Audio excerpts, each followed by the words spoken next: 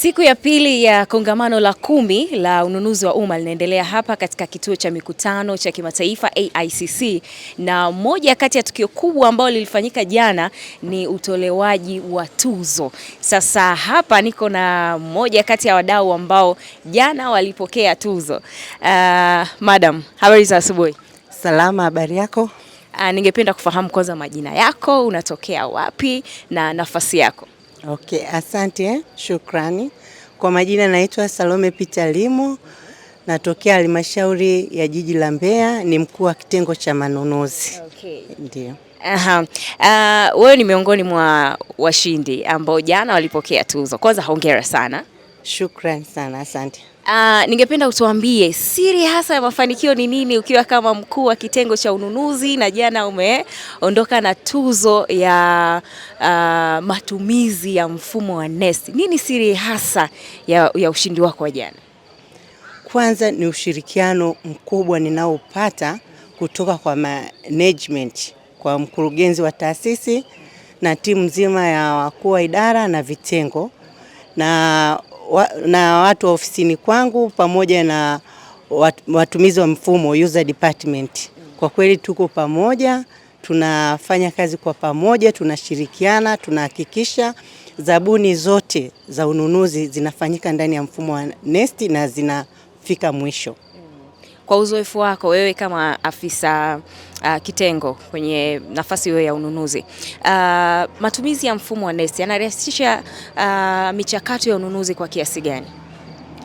Kwa kweli matumizi ya mfumo wa NeST yanarahisisha shughuli za ununuzi kwa asilimia zaidi ya 100, naweza nikasema hivyo, kwa sababu mfumo wa NeST unatusaidia. Kwanza umeondoa matumizi yote ya karatasi, afu utunzaji wa kumbukumbu zote tunazipata kupitia mfumo wa NeST, sio kama ilivyokuwa zamani. Zamani ilikuwa unaweza ukatafuta faili ukalitafuta kweli kweli, lakini sasa hivi unajua tenda namba yako, unaenda tu una download document zote kupitia mfumo wa NeST. Kwa hiyo unatusaidia sana mfumo huu kwa kweli. Nini hasa la mwisho la kuambia taasisi nyingine? Kwa kweli katika tasnia ya manunuzi na shauri taasisi zote za umma kutumia mfumo wa NeST kwenye shughuli zote za ununuzi na ugavi pia. Kwa hiyo natoa msisitizo kwamba ukitumia mfumo wa NeST ipasavyo kama sheria inavyotuelekeza, miongozo na taratibu, yani unakufanya kwanza unakuwa free kwenye shughuli zako zote za umma. Na pia ni kuhamasisha watumiaji wote watumie mfumo, sio kuogopa mfumo. Kama taasisi ina changamoto, basi ni kufanya mawasiliano mazuri na PPRA, mnawaalika, wanawapa mafunzo, mnatumia mfumo ipasavyo.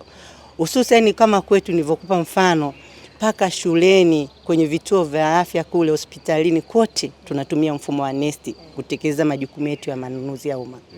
Neno lako la mwisho kwa PPRA na kongamano hili kwa ujumla wake, kwa sababu wamewaona mpaka nyinyi mnatokea halmashauri ya jiji la Mbeya huko na mmeweza kupata tuzo kutokana na matumizi bora ya mfumo wa NeST. Neno moja la mwisho kabisa la kuzungumza na mamlaka hii. Kwa niaba ya mkurugenzi mtendaji wa halmashauri ya jiji la Mbeya, tunatoa shukrani za dhati na za kipekee kwa kukumbuka na kupewa tuzo hii ya matumizi bora ya mfumo wa NeST kwenye taasisi yetu. Kwa kweli imetupa chachu kubwa sana, na tutaendelea kuutumia mfumo huu na kuwa mabalozi kwenye taasisi zote za umma, mamlaka ya serikali za mitaa. Tutahamasisha ambao wako nyuma kutumia NeST waweze kutumia mfumo wa NeST.